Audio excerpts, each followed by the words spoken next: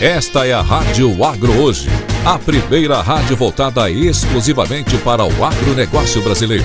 Você ouve a Rádio Agro Hoje pelo site radioagrohoje.com.br com o exclusivo Som HD, no seu smartphone ou tablet, através do aplicativo da Rádio Agro Hoje e em todas as plataformas digitais. A Rádio Agro Hoje, o agronegócio brasileiro passa por aqui.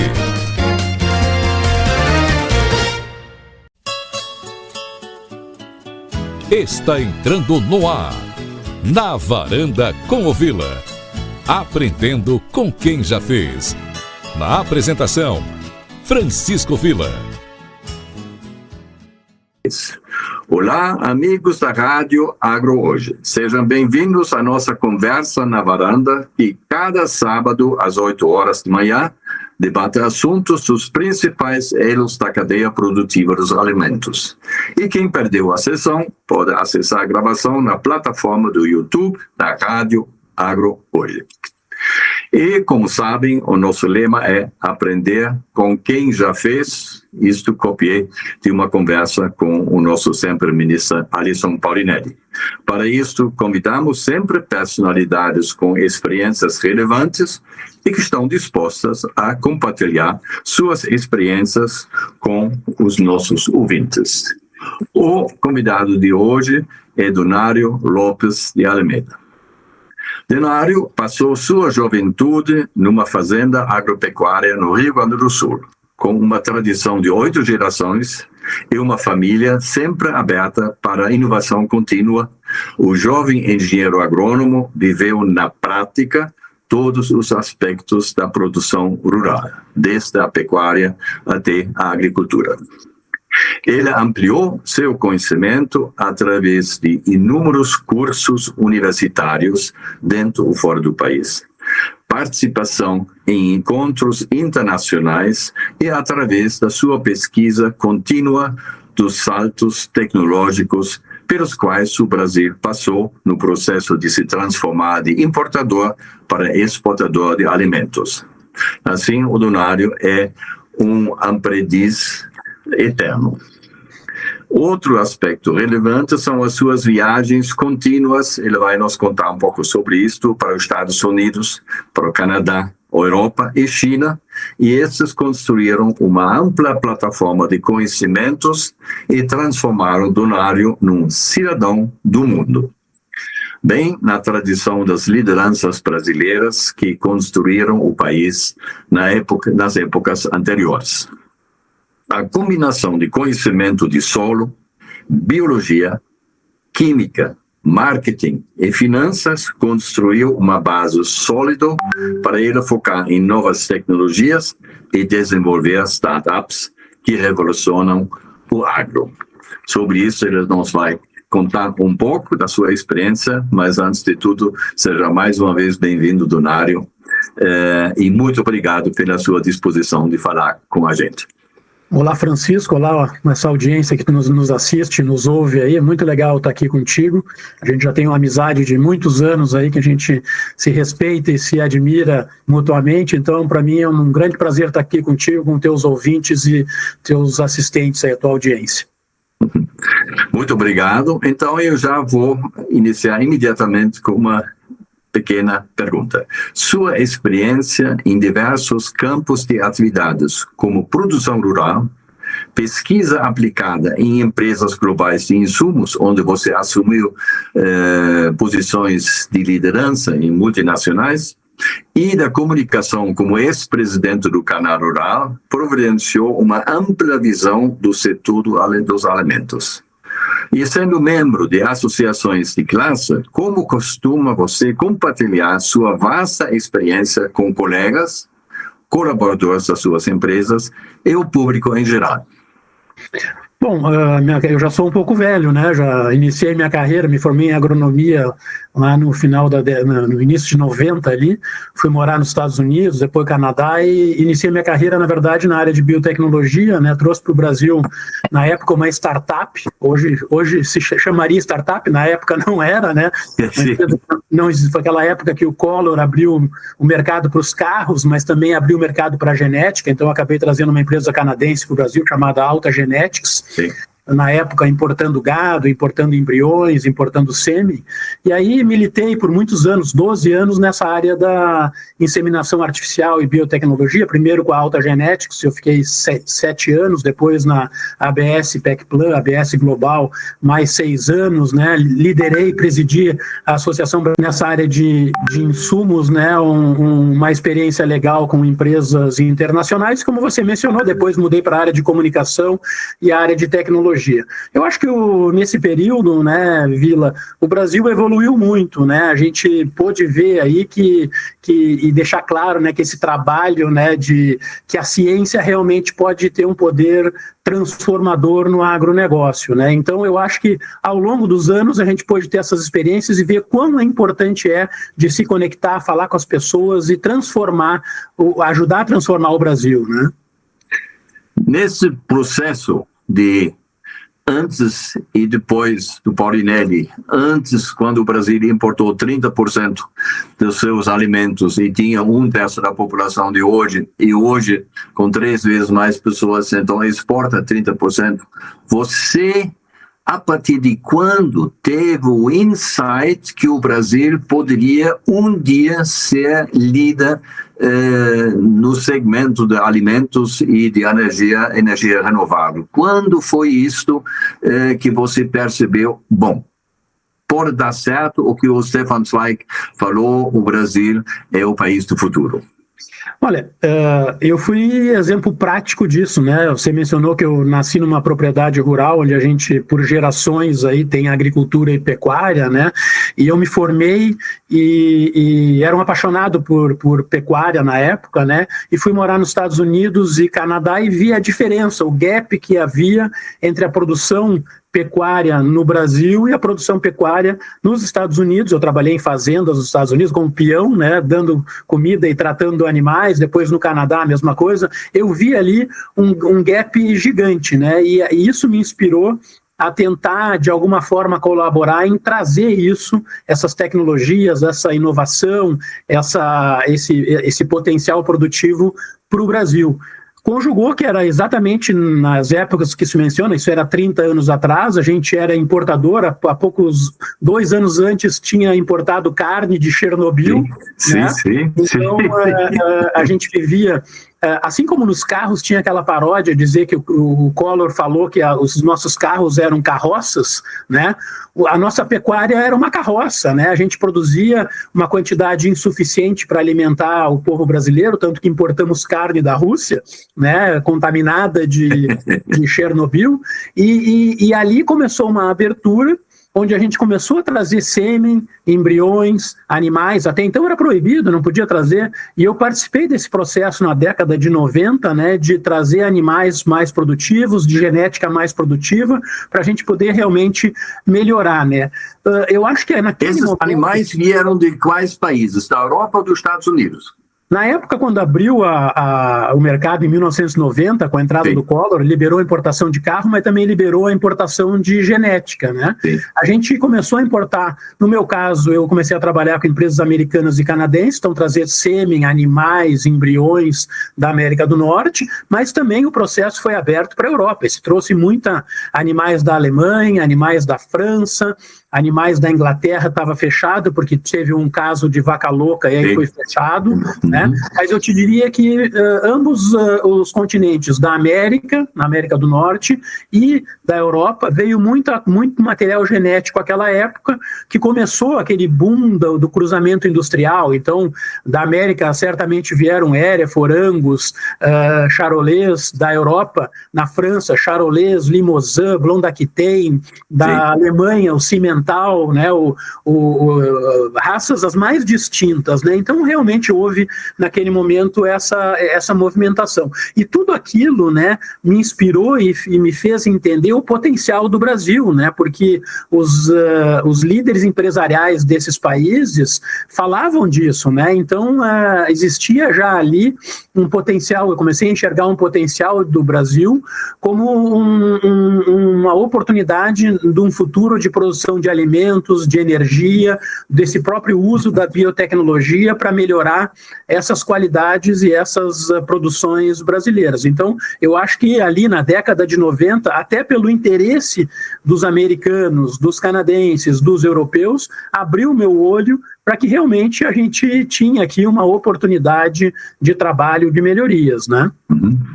Voltando mais um pouco à sua pessoa física, então você vem do campo, numa família tradicional, e depois você foi para os Estados Unidos. Quem teve a ideia? Você foi empurrado para os Estados Unidos pelo pai ou por um tio, ou você bateu o tempo todo na mesa e disse, eu quero ir nos Estados Unidos? Como foi, digamos, esse defining moment, para depois você me contar de outros defining moments que influenciaram sua trajetória? Eu te diria que são duas influências. Primeiro, você sabe, você trabalha muito esse negócio da sucessão familiar, né? A gente tem o problema na sucessão familiar que muitas vezes a família tem uma resistência, né, do patriarca ou da família em passar para a nova geração, né? Então, eu acho que foi uma mistura dessa dificuldade de assumir uma posição, né, porque já tinha o status quo funcionando na propriedade e no grupo empresarial que a gente trabalhava, e ao mesmo tempo, ali eu estou falando de 1989, 90, sim, né, era exatamente aquele momento de abertura do Brasil, de vislumbrar oportunidades lá fora, que me deu uma coceirinha, né? E eu me lembro claramente numa exposição na Expo Inter, que existe até hoje. Sim. Na época tinha uma afluência muito grande de estrangeiros vindo para cá. Eu acabei conhecendo americanos e canadenses e ali fiz, né, o network, né? Fui fazer network e vi que existia um mundo lá fora e que eventualmente eu poderia galgar alguma posição, algum desafio fora do Brasil. Então eu te diria que foi uma mistura do problema da sucessão familiar e dessa curiosidade de ver o que tem lá fora e das oportunidades para trazer novas experiências, novos conhecimentos. E quando você tinha 18, 19, 20 anos e já tinha definido que você vai fazer agronomia, quem era a personalidade que você mais admirava? Claro que são o seu pai, a sua mãe, mas tinha outras pessoas, por exemplo, você diz na Expo Inter, você pode ter encontrado alguém que você diz, puxa, então tem que ficar mais perto dele, porque esse pode me ensinar coisas que ultrapassam a região da minha fazenda. Como foram os 2 ou 3 pessoas que você considera seus mentores, ou orientadores, ou inspiradores, aquela palavra que hoje é moda, que antigamente nem existia, tá? Existiram realmente, né? E vamos lembrar, na década de 80, 90, não existia internet, não existiam veículos nacionais de comunicação, então era tudo muito regional, né? Então eu te diria que na família, certamente, né, empreendedores, mas eu via e usava na limitação que eu tinha regional e de geografia, exposições, eu via outros produtores que já estavam mais avançados e querendo buscar soluções de fora. Então, certamente, no meu envolvimento com a pecuária, né, professor de universidade, então tem um professor que realmente me inspirou, à época, né? Nessas próprias exposições eu via outros produtores que estavam falando em inseminação artificial, em transferência de embriões e dessa conexão com pessoas estrangeiras. Então eu te diria que sim, na família, sim, na universidade, professores e outros produtores mais avançados que estavam ali. E logicamente, quando eu me fui exposto nessa exposição da Expo Inter em 1989, que eu acabei conhecendo alguns canadenses ali, eu vi pessoas que estavam querendo levar material genético, levar tecnologia a partir dos Estados Unidos, do Canadá, para o que eles enxergavam no Brasil um grande potencial. E aí essas pessoas me inspiraram, me fizeram dar novos passos mais longe, né? E como você está avaliando, agora nós fizemos o primeiro grande salto, né, de importador para exportador, agora as tecnologias chegaram aqui e com a inteligência artificial podem ser distribuídas para todas as classes de investidores, né, e até de pequenos produtores.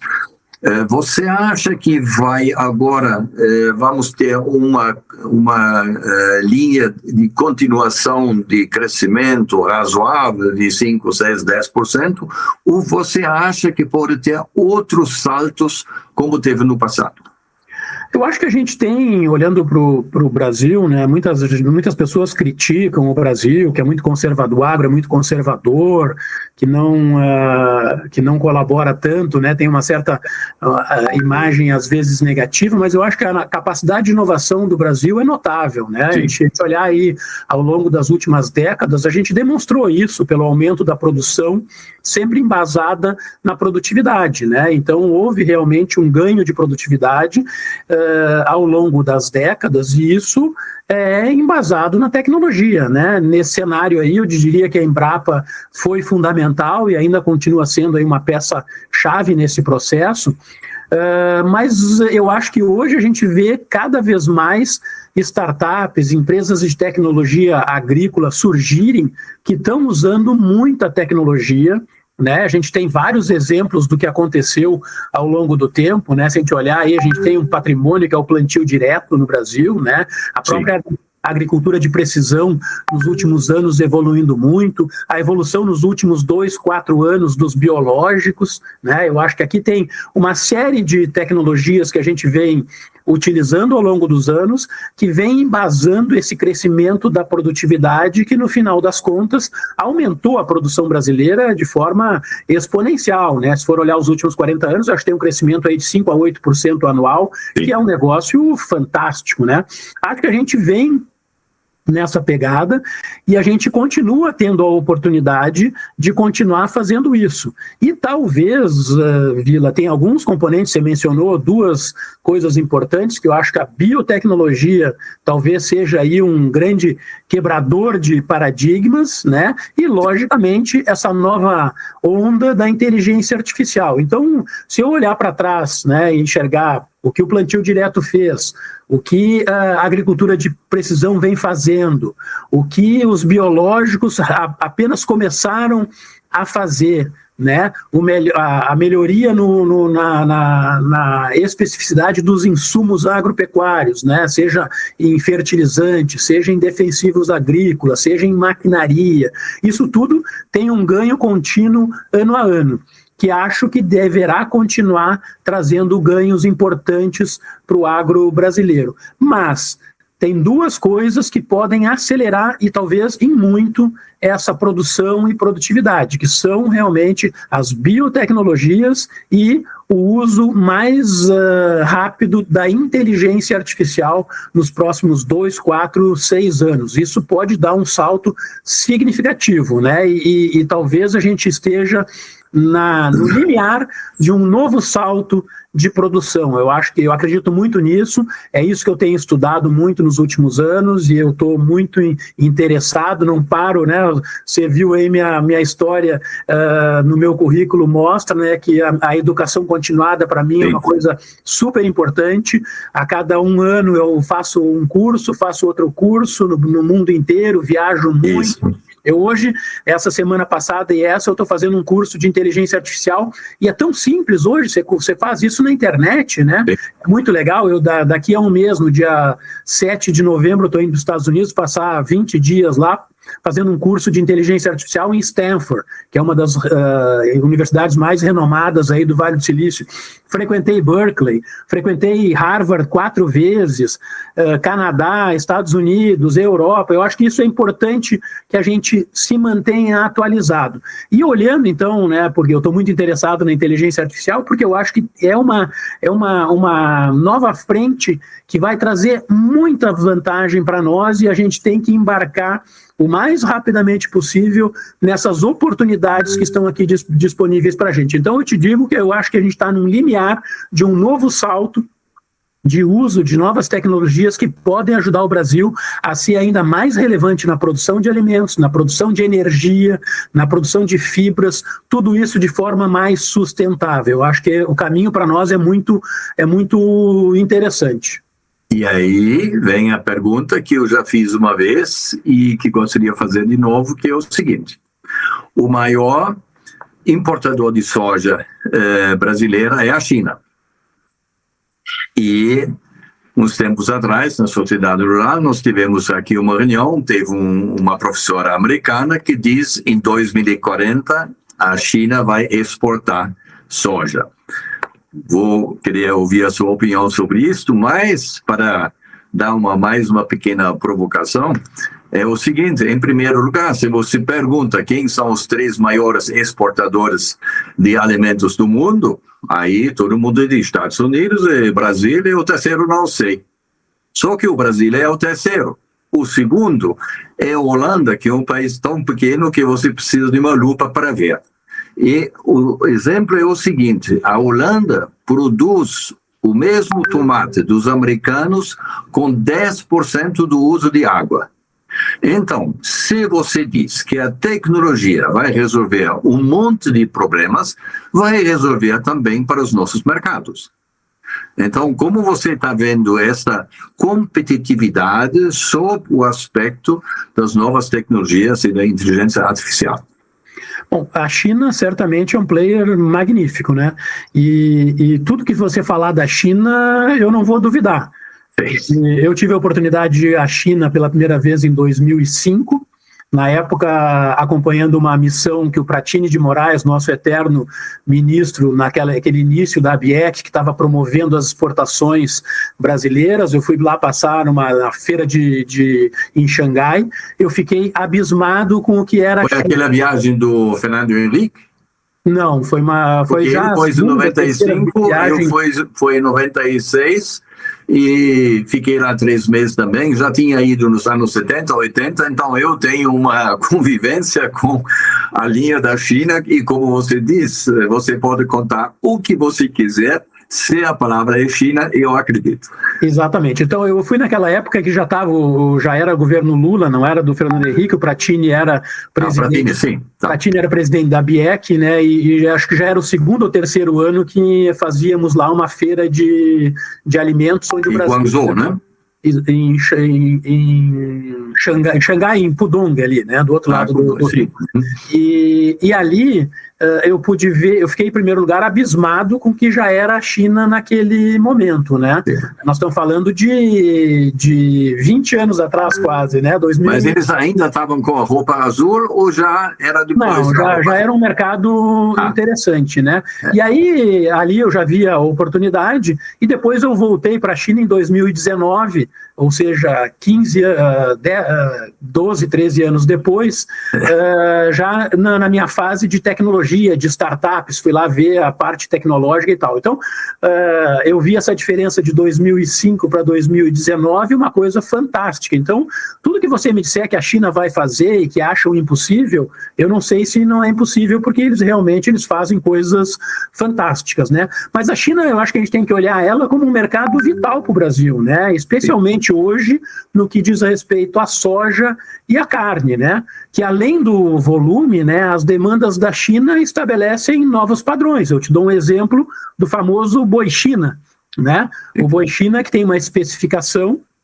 e aí nos forçou, inclusive, a fazer esse movimento de qualificação da nossa pecuária, com redução da idade de abate, né? Que o boi China tem especificações que eram diferentes da nossa pecuária tradicional e nos forçaram a criar esse padrão boi China e a gente assumiu aquele mercado. Então, soja também da mesma forma, eles elevam certos padrões que nos fazem subir a régua e atender esses mercados. Então, eu acho que aqui, além do volume, que é importante, né, que a China representa para o Brasil, também tem essa característica de nos forçar a subir a régua, de produzir alimentos e produtos no padrão que eles nos exigem. né? No caso do boi China, pensa assim, ó, só pensando como pegada de carbono, o boi China nos obrigou a reduzir 1 ano na idade do abate. Isso tem um impacto econômico nas propriedades, mas também de pegada de carbono. É 1 ano a menos que o gado fica no pasto, que, né, reduzindo... Não. E os chineses, inteligentes como são, há milhares de anos, eles copiam o que é bom, porque todas as regras que eles desenvolveram são baseados, eles copiam a comunidade europeia e até eles exportam carne bovina e carne suína da China para a comunidade europeia. Exatamente, não para ter grande negócio, mas para estabelecer os níveis mínimos de qualidade, porque eles são responsáveis. E quando a gente fala da China, não é a China, é a Ásia, né, onde moram 65% da população.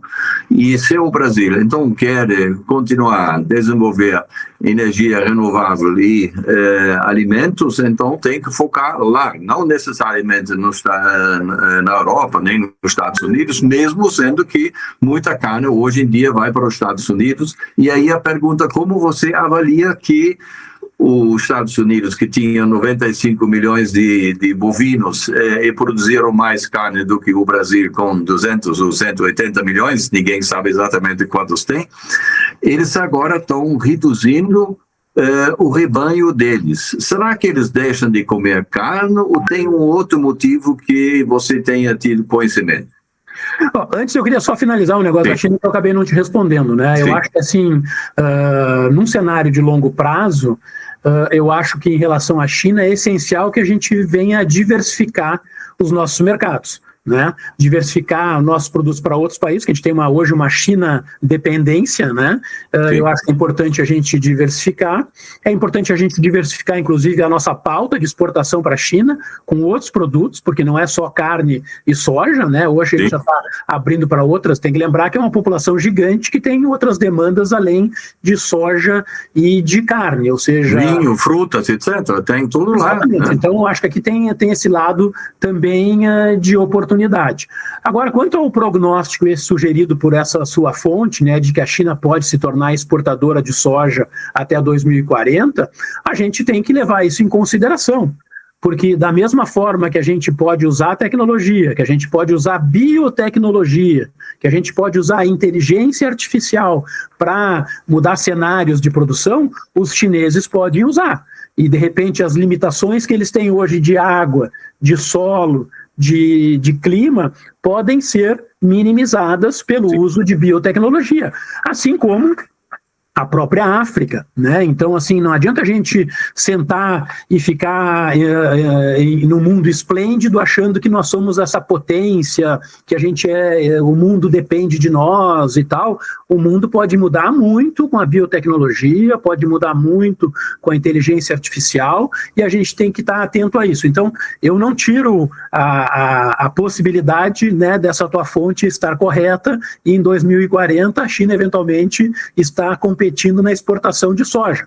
Tomara que, naquele momento, nós estejamos fazendo outras coisas, outras pautas, que possamos competir com a China de outra forma. Então, só para encerrar a China, eu acho que, sim, é um mercado vital, é um mercado que nos leva a volumes significativos, nos ensina muito, eleva nossos padrões, e a gente tem que estar muito atento e a surfar nas oportunidades além de soja e de carne. Queremos manter soja, queremos manter carne, mas queremos expandir e melhorar. Quanto aos Estados Unidos, essa situação da carne, eu não acredito que o americano vai mudar o seu prato, né? Se você viaja para lá, você vê o prazer que o americano tem de comer a carne bovina, seja nos hambúrgueres do McDonald's ou das dezenas de milhares de outras marcas de hamburgueria, seja nos steaks, né? Para o americano, sinal de sucesso, quando nós recebemos algum prêmio, temos o sucesso na venda com um cliente, o americano vai comer um steak. Então, assim, em vez de vamos tomar champanhe, não, vamos comer um bife, né? Comer um steak maravilhoso. Esse é sinal de sucesso para o americano. Sim. E eu acho que isso não está mudando. Eu acho que isso, inclusive, vai continuar e vai seguir nessa toada. Eu acho que a peculiaridade da redução do rebanho americano tem muito a ver com a melhoria nas condições de produção, até mais tecnologia, né? Melhoria no controle de alimentação, aumento de eficiência na indústria frigorífica americana e, logicamente, uma oferta internacional mais profissional de carne. A Austrália, ao longo das últimas... Não é só o Brasil que melhorou a sua produção de carne e a sua produção agropecuária, a Austrália melhorou significativamente. Eu tive no ano passado minha viagem, a gente sempre viaja com a família todo ano, a viagem do ano passado foi para a Austrália e Nova Zelândia, um mês nesses dois países. É incrível.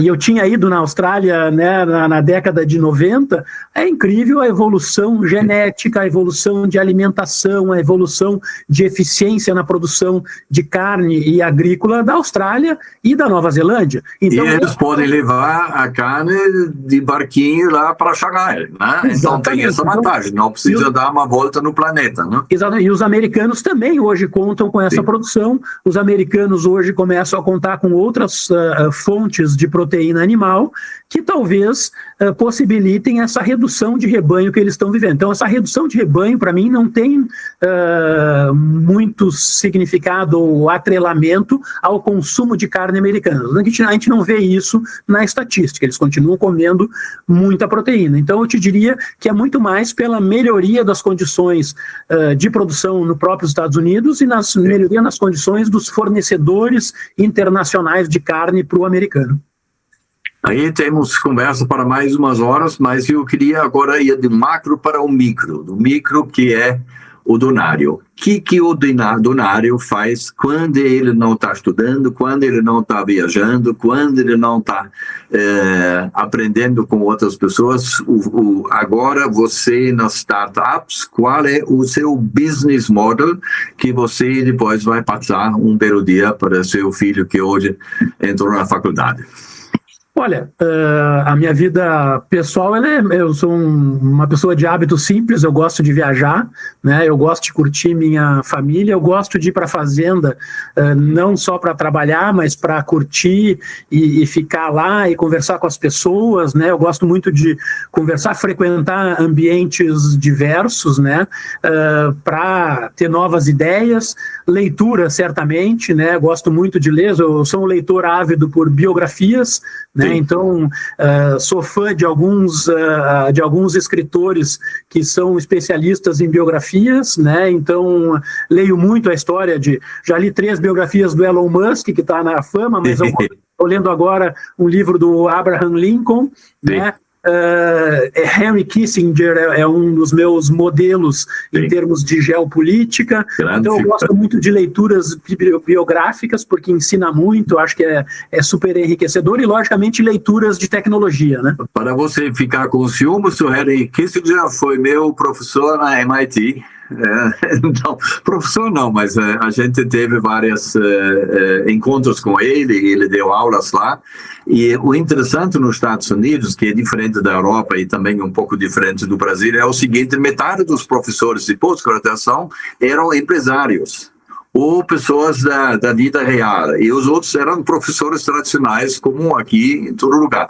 E essa mistura era muito interessante. E uma outra coisa, no ano passado, eu fui lá à minha sala, onde nós tínhamos as principais aulas, e quando eu estava lá, nos anos 72, 73, eram todos americanos, alguns com uma cara diferente, porque eram ex-indianos, mas que já eram americanos, 2 ou 3 europeus, e o resto, os jogadores de futebol e golfe que tinham acesso privilegiado ao curso.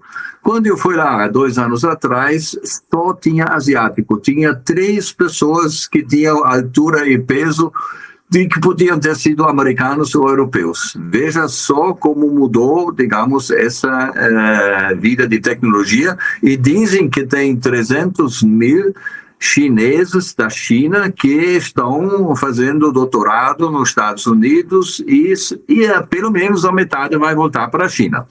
Então, aí nós temos aqui uma redefinição de tomada de decisões nesses avanços da tecnologia.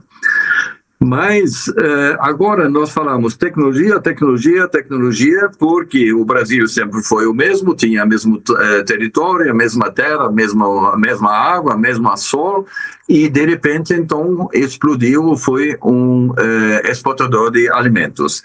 A questão é o seguinte: a tecnologia passa pelas pessoas, não é só a inteligência artificial.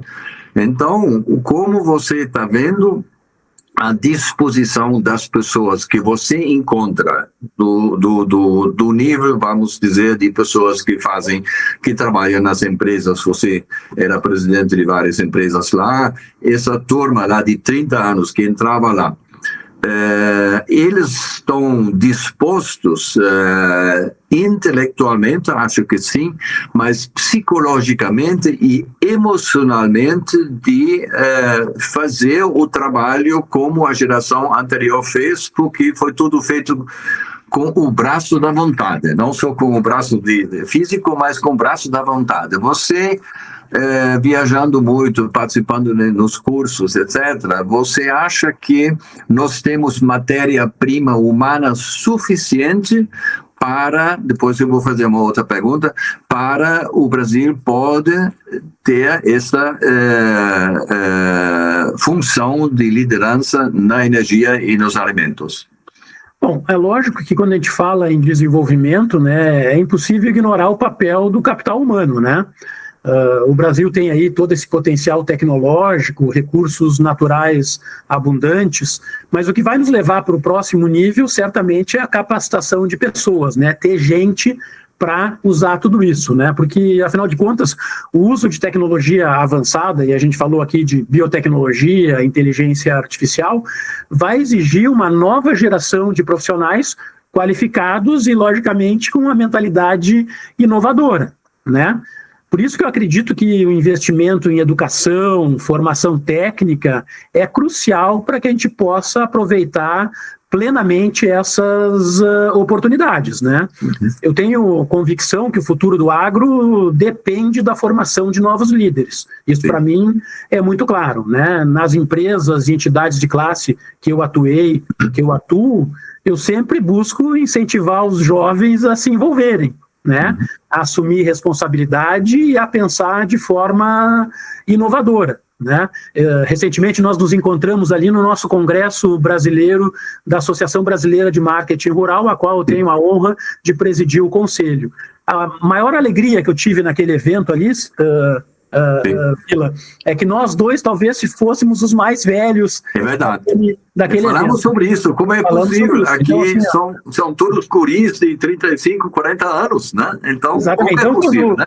Quando eu subi no palco e dei as boas-vindas lá de cima, eu olhei para aquelas 600 pessoas, a minha maior alegria foi ver, além da primeira fila, que estava todos os líderes ali, os velhinhos do nosso time, atrás tinha uma juventude fantástica, de jovens de agências de publicidade, jovens da indústria de insumos, jovens dos veículos de comunicação, enfim, nesse ambiente que a Associação Brasileira de Marketing Rural conjuga ali, né? Mas eu vi a juventude, né? Porque eu acho que é fundamental que esses jovens assumam responsabilidades e pensem de forma inovadora para poder ajudar a combinar essas novas ferramentas de inteligência artificial, de biotecnologia, para que realmente transformem essas plataformas incríveis em algo novo e disruptivo, né? Então, eu acho que o nosso papel é abrir as portas, oferecer suporte e, inclusive, confiar nessa juventude para que eles embarquem e venham nos ajudar a dar esses novos passos, que serão fundamentais para a gente construir esse agro do futuro.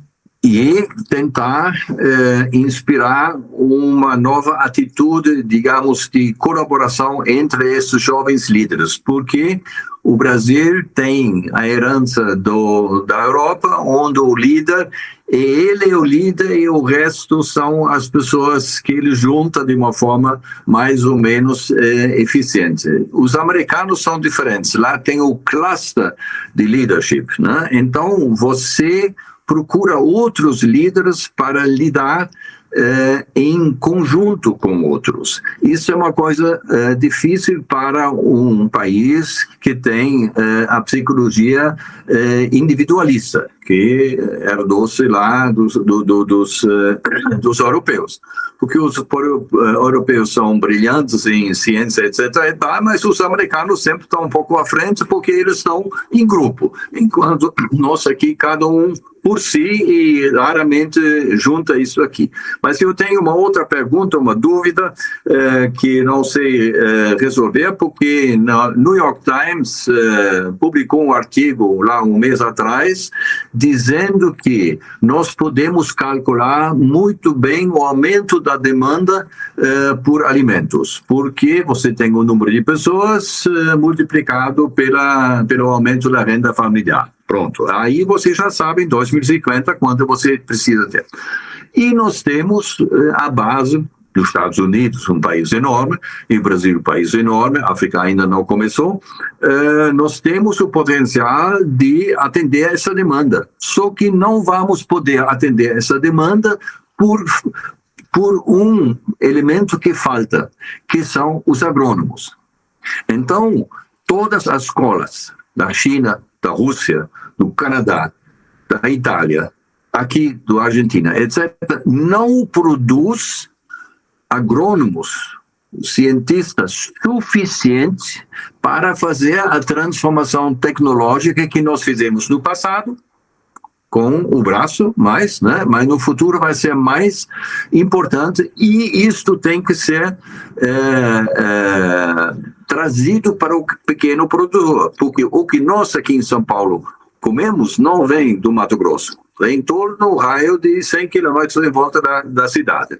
E aí, então, se não tem os embaixadores do conhecimento, que são os tais do agrônomos ou tecnistas, etc. e tal, eles dizem que nós não vamos ter condições no mundo para atender a demanda. Que o Donário, que conhece o mundo, que conhece tudo isto, acha deste argumento? Eu acho que é um argumento muito sério. A gente realmente, eu falei, a gente tem todo um potencial tecnológico, recurso natural abundante, oportunidades maravilhosas, temos clima, temos água, temos solo. Eu acho que um grande gargalo ainda é essa parte do capital humano, ok? E eu gostaria de expandir, para mim não é só agrônomo, veterinário, zootecnista, nós temos uma demanda por engenheiro, por cientistas de dados, por outras disciplinas que são fundamentais nessa nova agricultura brasileira. Agrônomo, talvez, eu acho até que já tem suficiente. Eu acho que a gente tem que atrair mais cientistas de dados, engenheiros de produção, engenheiro de alimento, engenheiro disso, daquilo e tal, porque eu acho que aqui é o grande diferencial para a gente poder realmente agroindustrializar o Brasil. Eu sou da tese de que a gente é um ótimo produtor de produtos agropecuários, mas tem um potencial de agroindustrializar esses produtos, aonde está o valor agregado. Não vamos aquela velha tese, por que vender soja para a China se a gente podia vender o óleo, podia vender o farelo, podia vender a torta já pronta, ou o bolo, ou o que seja. Então eu acho que o Brasil tem um potencial de agroindustrialização muito grande, que vai reter os produtos aqui, vai transformar, vai gerar emprego, vai gerar renda, e aí eu acho que tem mais profissionais envolvidos. Nesse caminho, a gente tem desafios importantes. Que a gente tem um problema educacional no Brasil, não dá para comparar as universidades brasileiras com as americanas ou com as chinesas. O próprio Estados Unidos hoje já não compete com a China. A China tem muito mais engenheiros, cientistas de dados, especialistas sendo formados. É coisa de 2, 3, 5, 10 vezes mais. Eu fui numa universidade em Montreal, que tinha 8 prêmios Nobel. E o Brasil ainda não tem. Não tem nenhum.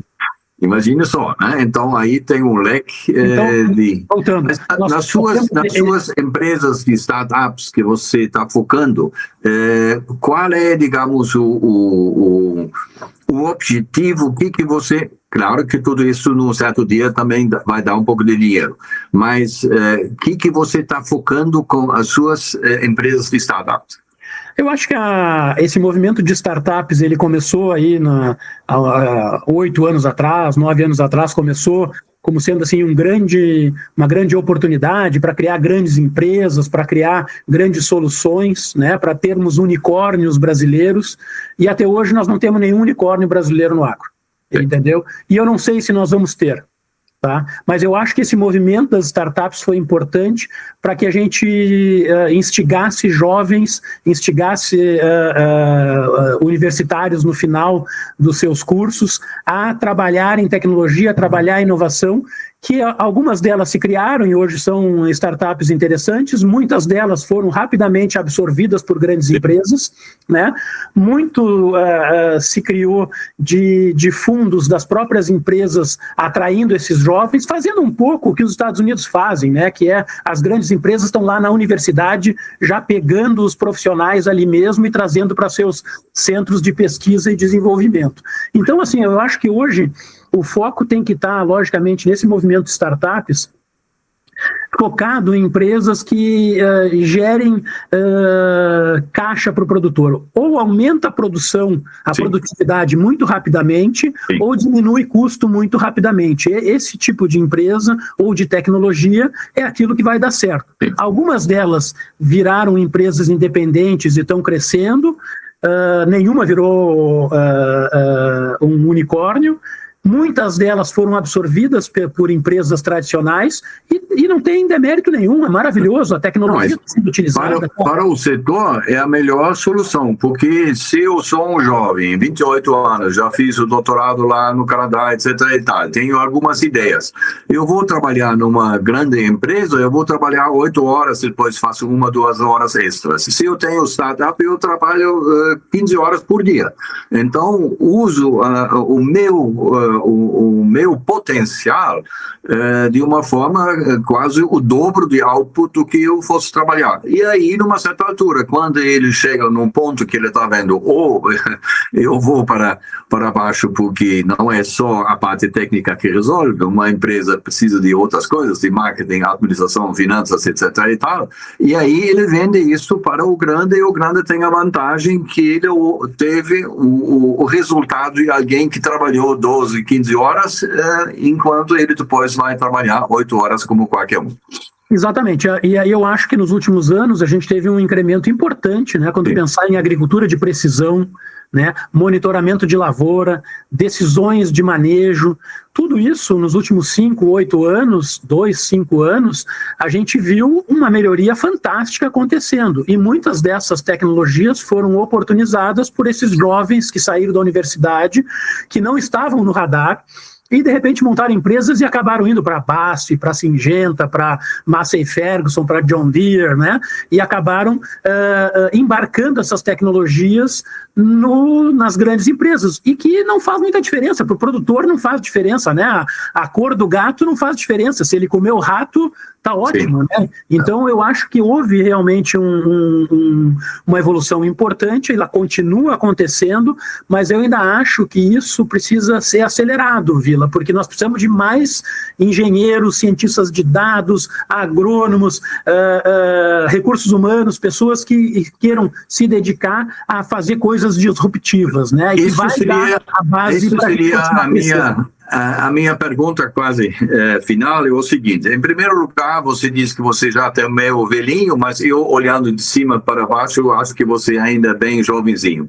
Mas você ainda vai viver 30 anos e você vai ter que trabalhar outros 20 anos para passar o tempo, né? Não só para ganhar um pouco de dinheiro, mas para passar o tempo. Você fez tudo, você vem da fazenda, você foi para biotecnologia, você foi para grandes empresas, você foi no mercado financeiro, você tinha uma posição importante na comunicação. O que sobrou para animar você em 2030 e 2040? Você deixa isso ao destino ou você está trabalhando um pouco, procurando novos horizontes? De uma maneira geral, olho para a minha carreira ao longo dos anos, eu transitei em algumas indústrias, né? Muito por propósito, né? Então, eu te falei, quando eu comecei lá, eu vi que a pecuária brasileira ou gaúcha tinha um gap muito grande em relação à pecuária americana e canadense. Eu fui lá, me esforcei, passei 12 anos focado em elevar a qualidade genética e a produção pecuária, a melhoria de carne, foi maravilhoso, né? Presidi a entidade do setor, né, a Asbia, à época. Chegou um momento que eu achei que eu já tinha cumprido um ciclo e contribuído naquele propósito. Fui fazer um sabático, né, passei quase um ano estudando, pintando, viajando, e resolvi, e me dei conta que existia um gap muito grande de informação. O produtor, a minha família, os meus amigos, as pessoas com quem eu interagia, tinham uma dificuldade de entender o que acontecia no Brasil e no mundo, e faltava comunicação, faltava informação. E aí o meu propósito foi para o lado da comunicação. E aí eu fui trabalhar na área de comunicação, me diverti, fiz muita coisa legal, né, num veículo, digitalizei um veículo, foi um negócio bacana. E, de novo, o gap começou a diminuir. Participei, na época já, né, da associação da entidade do setor, e chegou um momento que eu vi que aquilo ali já tinha cumprido aquele papel de propósito, né, e comecei a mirar um outro propósito muito mais na tecnologia e quanto que essa tecnologia poderia acelerar. Então, o meu propósito nos últimos anos tem sido aproximar a tecnologia minha vida sempre foi o agro, né, então tudo que eu falei dentro do agronegócio foi muito mais nesse último ciclo de trabalhar a tecnologia, ver como é que a gente pode trazer essas experiências americanas, europeias, chinesas, israelenses. Viajei por todos esses lugares, né? E eu acho que isso me instigou muito a tentar trazer um pouco dessas experiências de fora, em termos de ser mais colaborativo, de aproximar a tecnologia do uso lá no campo, tem sido um pouco do que eu venho trabalhando. E hoje o que me instiga, te diria que é essa nova revolução da inteligência artificial, da biotecnologia. É um mundo novo, entendeu? A gente colocou, e aí a gente fala dessa coisa do ser mais velhinho, né? Se eu olho para trás, fui formado em agronomia, depois virei jornalista, e nunca fui um cara de ciências da computação, né? Sempre olhava para os caras de TI, esses caras são muito mais inteligentes e manjam muito mais do que eu, não consigo transitar no mundo deles. Mas aí veio a inteligência artificial e botou a bola no meio do campo de novo. O ChatGPT foi lançado há 1 ano e meio atrás. Sim. Entendeu? Então, assim, pode pegar esses caras da computação, os caras maravilhosos, eles estão quase iguais a mim hoje, entendeu? Então, mas aí a questão é o seguinte, você agora tem um capital humano de experiências, de inteligências, de práticas nacionais, internacionais, do campo até a indústria, até a área financeira. Como você está organizando a passagem do bastão, não no sentido físico para seu filho que vai ficar um dia lá com isso, não, como você compartilha de uma forma sendo professor, na verdade, não é uma boa palavra, mas como você consegue passar a sua experiência, as suas visões para um grupo maior de pessoas, não só nas empresas onde você atua, mas você faz palestras, você já teve certamente convites para ser professor de algumas de Santa Maria ou de outras faculdades. Como você está preparando esse legado que você vai passar para a próxima geração?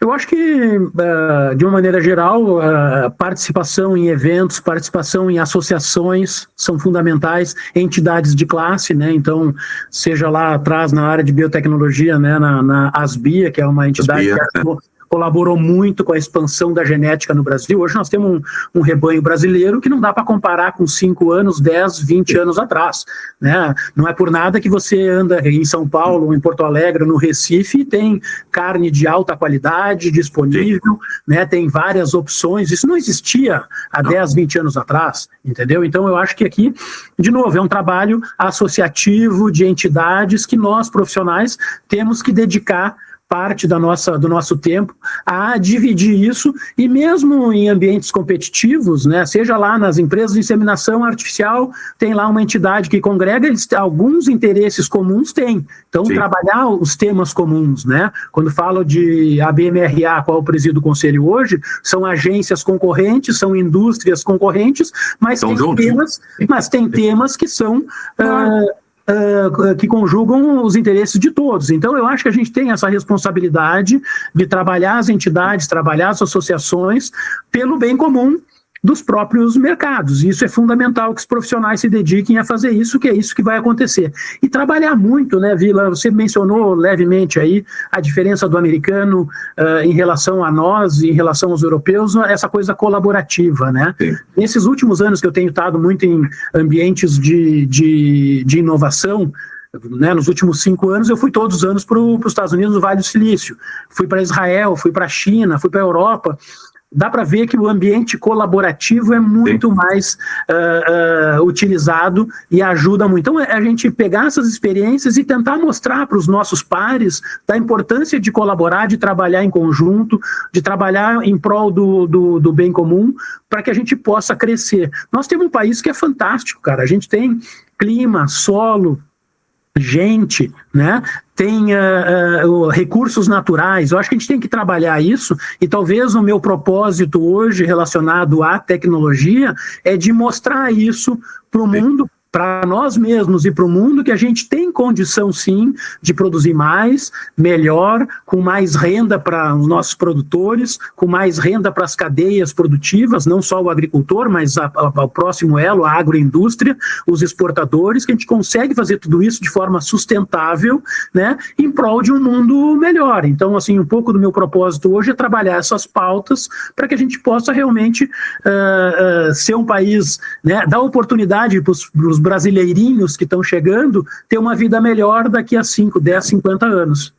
Não, mas como você falou, tem que ser em grupo, né? Não pode ser mais individual, e aí vamos aí combinar um dia lá para eu apresentar aquela coisa que nós fizemos no Rio Grande do Sul, a geração Y, uns 20 anos atrás, juntei lá umas 40, 50 pessoas, juntamente com o Gustavo Junqueira, que naquela altura era secretário aqui, e com o Gustavo, com o Valdir Binchin, que tem uma família muito grande e também é um cara que dedica muito tempo à educação.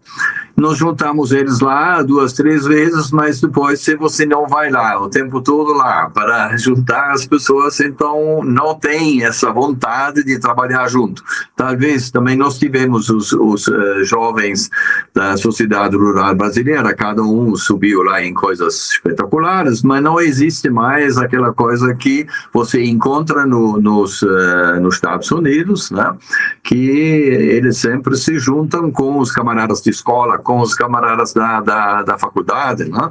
E então isso é uma coisa que a gente tem que incentivar, porque parece por dentro sozinho não vem, tem que vir por fora por motivação, não por obrigação, e com isso você multiplica facilmente aquele potencial que a gente sabe que tem aqui.